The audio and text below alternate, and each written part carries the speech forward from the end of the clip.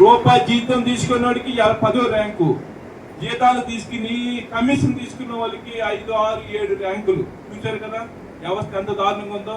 ఎందుకంటే నిర్మాణం అనేది 100% జరగాలి. ఏది నిజం, ఏది కష్టపడేవాడు, ఎవరు ప్రజల కోసం ఆలోచించే వ్యక్తి నెంబర్ 1.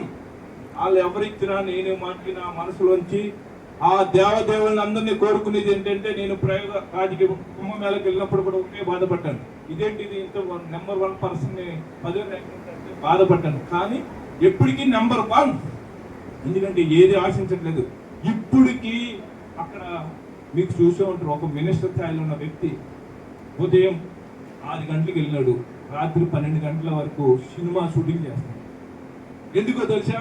మీ అందరి జీవితాలను కాపాడుకోవడానికి, తన నమ్మిన వాళ్ళకి జీతాలు ఇవ్వడానికి, తన ఫ్యామిలీని కాపాడుకోవడానికి కష్టపడి షూటింగ్ చేసి డబ్బులు సంపాదించాను తప్ప ఇవాళ 150 కోట్లు పట్టుకొచ్చారు కేంద్రం నుంచి. 150 కోట్ల రూపాయలు, ₹1 కూడా కమిషన్ తీసుకోవాలి ఏకైక రాజకీయ నాయకుడు వాజ్పేయి గారి తరఫు ఉన్నాడు అంటే శ్రీకొనిదల పవన్ కళ్యాణ్ గారు. చెప్పండి, ఎవరికైనా తొడగొట్టి మేసం మెలేసి చెప్పండి, మా నాయకుడు మించిన నాయకుడు ఈ భూ ప్రపంచంలో ఎవడూ లేడు.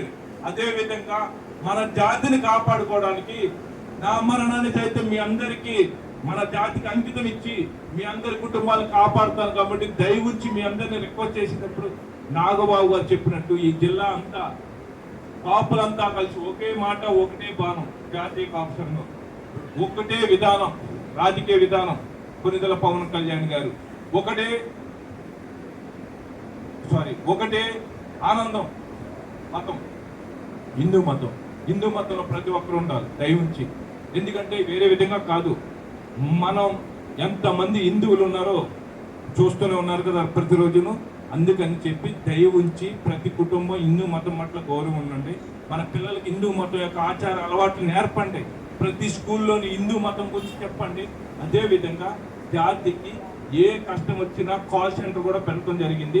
మీరు ఏ టైంలోనే ఇబ్బంది కలిగితే ఒక నెంబర్ ఉంటుంది, ఆ నెంబర్ కాల్ చేస్తే మీ సమస్యని ఎంఆర్ఓకి ఫోన్ చేసి, ఇప్పుడు మీరు చూసుకుంటారు కదా, ఒక లోన్ కట్టకపోతే ఏ విధంగా కాల్ వస్తుందో మనకి, అదే విధంగా ఆ అధికారికి కాల్ వెళ్తుంది. ఒక ఎంఆర్ఓకి అప్లికేషన్ ఇచ్చినప్పుడు ఆ ఎంఆర్ఓ పని చేయలేదంటే రోజు 100 సార్లు ఎంఆర్ఓకి ఫోన్ చేస్తుంది మన కాల్ సెంటర్ నుంచి. నమస్తే అండి, ఇలాగా మన వెంకటరెడ్డి గారు ఒక అప్లికేషన్ పెట్టారు, ఆ యొక్క అప్లికేషన్ ఏమైందని అడుగుతారు. మళ్ళీ ఇంకొంచేపటికి అలాగా ఇలాగ కాల్ సెంటర్ కూడా ఏర్పాటు చేయడం. ఇవన్నీ ఎందుకంటున్నానంటే, మనమంతా కలిసి మీ సమస్యలు పరిష్కరించుకోవడానికి ఒక సులభ మార్గం. ఇప్పుడు ప్రభుత్వం ఏ విధంగా వాట్సాప్ ద్వారా ఒక యాప్ ఎలా తీసుకొచ్చిందో, మన సమస్యలు మనం తీర్చుకోవడానికి ఒక ప్లాట్ఫారం. కాబట్టి తప్పకుండా ప్రతి అధికారి కూడా ఈవేళ 1200 మంది జాతీయ కాపు సంఘంలో కాపు సంబంధించిన ఎంప్లాయీస్ అందరూ కలిసి ఉన్నారు. సెక్రటరీ కలిసి మొత్తం అందరూ ఉన్నారు.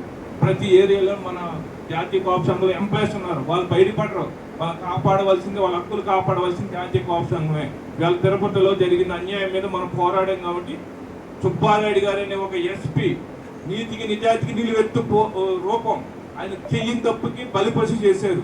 చేసిన వాళ్ళు వేరే ఉన్నారు, వాళ్ళు కాపాడారు. కానీ పోరాటం జాతీయ కాపు సంఘం పోరాడింది కాబట్టి ఆయన మళ్ళీ పోస్టింగ్ రావడం జరిగింది.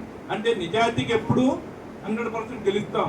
మనం ఒక అడుగు ఓడిపోవచ్చు, కానీ రేపన్న రోజున 100% గెలుస్తాం. కాబట్టి ప్రతి ఒక్కరిని కూడా గ్రామ స్థాయి నుంచి ఒక బలమైన శక్తిగా జాతీయ కాపు సంఘాన్ని తీసుకురండి.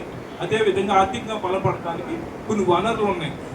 మాటలని మీ ఏరియాలో కొబ్బరి దొరికింది అనుకోండి, కొబ్బరి నూనె ఫ్యాక్టరీకి సంబంధించిన మిషనరీ కూడా ఏర్పాటు చేయడానికి. కారం, ఇవాళ గుంటూరు జిల్లా ఉంది, కారం చాలా ఎక్కువ దొరుకుతుంది. అక్కడ కారం సంబంధించింది, పాలుకు సంబంధించిన మనం ఆడవాళ్ళకి చిన్న పాలకు సంబంధించిన సేకరించి పాలు కేంద్రాలు ఏర్పాటు చేయటం. ఇవన్నీ జాతీయ కాపు సంఘంలోనూ జేకేఎస్ గ్లోబల్ సర్వీస్ అని చెప్పి ఒక బలమైన సర్వీస్ పెడుతున్నాం. ఇంతవరకు కాపు కులం మీద ఎటువంటి వ్యాపారాలు జరగలేదు. కులం పేరు చెప్పి మొట్టమొదటిగా మన జాతీయ కాపు సంఘంలోనే వ్యాపారాలు ఆ వయసులో స్టార్ట్ అవుతున్నాయి. కాబట్టి రాజధాని నిర్మాణంలో సిఆర్డీ పరిధిలో టెండర్లు వేయడం జరిగింది. అలాగే రాజధాని నిర్మాణంలో ఏ పని వచ్చినా, ఏ సర్వీస్ చేయాలన్నా మన జాతీయ కాపు సంఘం ముందు ఉంటుంది. ప్రతి ఒక్కరూ భాగస్వాములు అవ్వండి. మీ కష్టాలు ఏదైనా సరే మీ జిల్లా అధ్యక్షుల ద్వారా రండి, మీ మండల అధ్యక్షుల ద్వారా, మీ జిల్లా అధ్యక్షుల ద్వారా, మీ నియోజకవర్గ అధ్యక్షుల ద్వారా, మీ యొక్క జిల్లా అధ్యక్షుల్ని కలిసి ప్రతి ఒక్కరు పేరున ప్రతి కుటుంబం బాగుండాలనే ఉద్దేశంతో రండి సార్.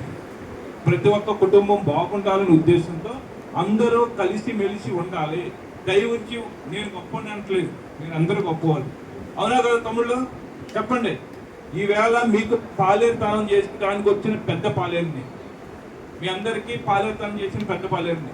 నేను కష్టాన్ని నమ్ముకున్న వస్తాను. నాకు హైదరాబాద్లో నా జీవితానికి అరవడానికి హ్యాపీగా ఉంది. జాతి నిర్మాణం కావాలి. కులం అనేది ఎవరొకరు మొయ్యాలనే ఉద్దేశంతో వాళ్ళకు ఒక బలమైన ధైర్యం ఇవ్వాలి. కాబట్టి గుండె నిండా ధైర్యం ఇచ్చి ఆ ధైర్యంతో ప్రతి ఒక్కరిని నడిపించాలని.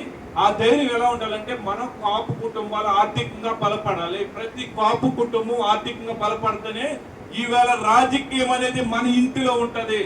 ఓటు మనదే, కష్టం మనదే, ఫలితం వాళ్ళు అనిపిస్తున్నారు. కానీ ఇక్కడి నుంచి ఓటు మనదే, కష్టం మనదే, రాజకీయం కూడా మనదే.